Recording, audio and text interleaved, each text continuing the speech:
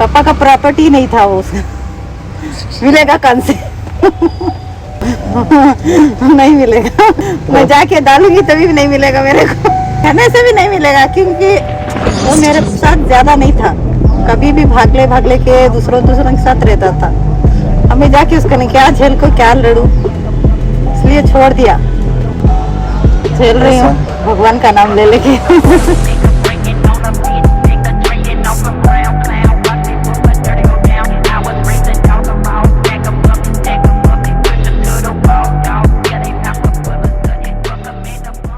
ನನ್ನ ಹೆಸರು ಶಬೀನಾ. ಶಬೀನಾ ಅಂತ. ನಮ್ಮ ಯಾತ್ರೆ ಜೊತೆ ಎಷ್ಟು ವರ್ಷಗಳಿಂದ ಇದ್ದೀರಿ ನೀವು? ನಾನು 2 ವರ್ಷದಿಂದ ಇದ್ದೀನಿ. 2 ವರ್ಷ ಆಯಿತು. ಅದು ಹೇಗೆ ನೀವು ನಿಮ್ಗೆ ಇದು ಜಾಬ್ ಸಿಕ್ತು ನಮ್ಮ ಯಾತ್ರೆಯಲ್ಲಿ?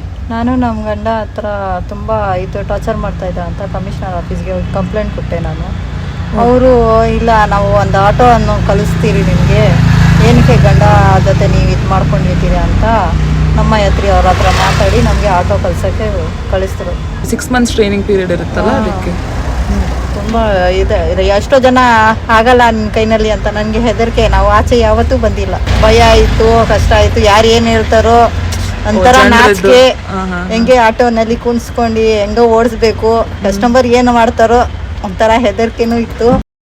ನಿಮ್ಮ ಪ್ರಕಾರ ಹೆಂಗಸರು ದುಡಿಯೋದು ಇಂಪಾರ್ಟೆಂಟಾ? ಹೌದು, ಈಗಿನ ಕಾಲದಲ್ಲಿ. ಹೌದು, ಈ ಕಾಲದಲ್ಲಿ ಗಂಡಸಿದ್ರೇನು ಇಬ್ಬರು ದುಡಿಬೇಕು, ಹೆಂಗಸರು ದುಡಿಬೇಕು, ಗಂಡಸರು ದುಡಿಬೇಕು. ಒಂದೇ ಕೈನಲ್ಲಿ ಆಗಲ್ಲ. ಹೋಗ್ಬಾರ್ದು ಅಂತ ತುಂಬ ಇದು ಮಾಡ್ತಾ ಇದ್ರು.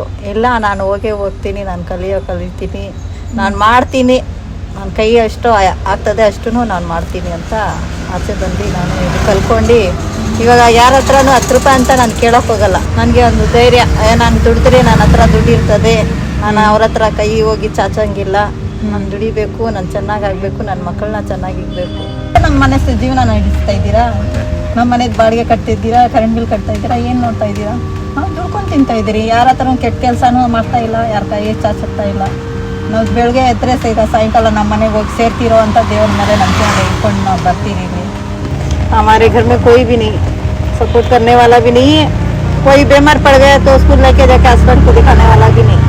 हम ही जाना, कितना टाइम हो तो भी हम जाके बुला ले जाके दवाई देने. ದೇವರಿದ್ದಾನೆ, ಕೈ ಬಿಡಲ್ಲ ದೇವರು ಅಂತ ನಂಬ್ಕೊಂಡು ಹೋಗ್ತಾ ಇರ್ತೀನಿ. 100 ಜನ ಬೊಗಳ್ತಾರೆ, ಅದನ್ನ ನಾವು ತಲೆಗೆ ಹಾಕೊಂಡ್ರೆ ನಾವು ಕಷ್ಟ ಬೀಳಬೇಕು ಅಂತ ನಮ್ಮ ಕೇರೆ ಮಾಡಲ್ಲ. ಹೇಳ್ಕೊಳ್ಳಿ, ನಮ್ಗೇನು ಬರ್ತದೆ, ನಾವು ದುಡಿಬೇಕು, ನಾವು ತಿನ್ಬೇಕು ಅಷ್ಟೇ. ನಮ್ಮ ಯಾತ್ರಿಗಿನಲ್ಲಿ ತುಂಬ ಥ್ಯಾಂಕ್ಸ್ ಹೇಳ್ತೀನಿ ನಾನು. ಅವರು ಒಂದು ಸಪೋರ್ಟ್ ಮಾಡಿ ನನಗೆ ಕಲಿಸಿ ಇದು ಮಾಡ್ತಾ ಇಲ್ಲದ್ರೂ ನಾನು ತುಂಬ ಕಷ್ಟ ಬೀಳ್ತಾ ಇದ್ದೆ.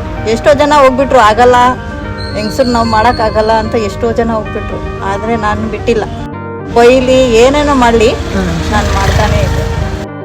ನಿಮ್ಮ ಥರನೇ ತುಂಬ ಹೆಂಗಸರಿಗೂ ಏನಾದರೂ ಒಂದು ಪ್ರಾಬ್ಲಮ್ ಆಗ್ತದೆ. ಹೆಂಗಸರಾಗಲಿ ಗಂಡಸರಾಗಲಿ ಏನಾದರೂ ಒಂದು ಪ್ರಾಬ್ಲಮ್ ಆಗ್ತಿರುತ್ತೆ. ಮನೆಯಲ್ಲಿ ಆಗಲಿ, ಮಕ್ಕಳಿಗಾಗಲಿ ಅವ್ರದ್ದು ಸಪೋರ್ಟ್ ಇರಲ್ಲ. ಒಬ್ಬರು ಗಂಡ ತೀರೋಗಿರ್ತಾರೆ, ಹೆಂಡತಿ ತೀರೋಗಿರ್ತಾರೆ, ಮಕ್ಕಳು ತೀರೋಗಿರ್ತಾರೆ. ಹಾಗೇನೋ ಒಂದು ಫ್ಯಾಮಿಲಿ ಸಪೋರ್ಟ್ ಇರಲ್ಲ, ಹಣ ಇರಲ್ಲ. ಆಗೋರಿಗೆ ಇದ್ದವರಿಗೆ ಏನು ಸಜೆಷನ್ ಕೊಡ್ತೀವಿ? ಹೋಗಿ ದುಡಿಬೇಕು, ಆಚೆ ಹೋಗಿ ಮನೇಲಿ ಕುತ್ಕೊಂಡ್ಬೇಡ್ದು. ಯಾಕಂದರೆ ಅವರು ಭಾಳ ಹಾಳು ಮಾಡ್ಕೊತಾರೆ. ಅವ್ರು ಒಳಗೆ ಇದ್ದರೆ ಅವ್ರಿಗೆ ಯಾರು ಥೂಚಿ ಅಂತ ಇದು ಮಾಡಬಾರ್ದು. ಒಂದು ಹೊತ್ತು ಊಟ ಆಗಬೇಕಂದ್ರೆ ತುಂಬ ಕಷ್ಟ ಈ ಕಾಲದಲ್ಲಿ. ಒಂದು ದಿವಸಕ್ಕೆ 500 ರೂಪಾಯಿ ಇದ್ರೂ ಸಾಕಾಗಲ್ಲ. ಅದು ನೋಡ್ಕೊಂಡು ನಾವು ಆಚೆ ಬಂದು ದುಡ್ದು ತಿನ್ನಬೇಕು, ಬೇರೆಯವ್ರೂ ತಿನ್ನಿಸ್ಬೇಕು. ಅವ್ರ ಹತ್ರ ಹೋಗಿ ತಿನ್ನಿಸ್ಬಾರ್ದು. ಗಂಡ ಇರೋರು ಇರಲಿ, ಇಲ್ಲ ಹೆಂಡತಿ ಸತ್ತವ್ರು ಇರಲಿ, ಅವ್ರೂ ಅಷ್ಟೇ ದುಡಿಬೇಕು. ದುಡ್ದಿಲ್ಲ ಹಂಗೆ ಕೂತ್ಕೊಂಡಿದ್ರೆ ದೇವ್ರೂ ಕೈ ಹಿಡಿಯಲ್ಲ, ಮನುಷ್ಯರು ಕೈ ಹಿಡಿಯಲ್ಲ. ಅಷ್ಟೇ ನಾನು ಕೇಳ್ಕೊಳ್ಳೋದು. ದುಡ್ಡು ಇಲ್ಲಾದ್ರೆ ಬದುಕೋದು ಕಷ್ಟ, ತುಂಬ ಹೇಳೋಕ್ಕಾಗಲ್ಲ ಅಷ್ಟು. ಆದರೆ ಸೊಲ್ಯೂಷನ್ ಇದ್ದಾನೆ, ದೇವರು ಕೊಡ್ತಾ ಇದ್ದಾನೆ, ಒಂದೊಂದು ದಾರಿ ತೋರಿಸ್ತಾ ಇದ್ದಾನೆ. ಹೋಗ್ತಾ ಇದ್ದೀನಿ, ಹೆಂಗೆಂಗೋ ಮಾಡಿದೆ. ನನ್ನ ಮಕ್ಕಳನ್ನ ಒಂದೊಂದು ಸತಿ ವಿಷ ಆಗ್ಬಿಡೋಣ ಅಂತ ವಿಷಾನೇ ತೊಗೊಂಡೋಗ್ಬಿಟ್ಟಿದೆ. ಆಗ್ಬಿಟ್ಟು ಸತ್ತೋಗ್ಬಿಡೋಣ, ಈ ಜನ ಆಗ್ತಾ ಇಲ್ಲ ಬದುಕಕ್ಕೆ ಅಂತ. ನಿಮ್ಮದು ಫ್ಯೂಚರ್ ಏನು ಪ್ಲಾನ್ ಇದೆ? ನಾನು ಫ್ಯೂಚರ್ ನನ್ನ ಮಕ್ಕಳು ನೋಡ್ಕೊಂಡ್ರೆ ಸಾಕು ಅಂತ ಇದ್ದೀನಿ ನಾನು. ಅವರು ಖುಷಿ, ಅವರು ಬದುಕೋದು, ಅವ್ರು ನಡೆಯೋದು, ಅವ್ರ ನಡ್ತಾನ ಎಲ್ಲ ನಾನು ನೋಡಬೇಕು ಕಣ್ಬಿಟ್ಟು. ಇಂಥ ಕೆಲಸ ಮಾಡ್ಕೊಂಡು ಬದುಕೋದ್ರಿಂದ ನನ್ನ ಮಕ್ಕಳೇ ನನಗೆ ಎಲ್ಲ. ಫಸ್ಟು ದೇವರು, ಆಮೇಲೆ ನನ್ನ ಮಕ್ಕಳು. ಅಷ್ಟು ಬಿಟ್ಟು ನನಗೆ ಬೇರೆ ಯಾವುದೂ ಇಲ್ಲ.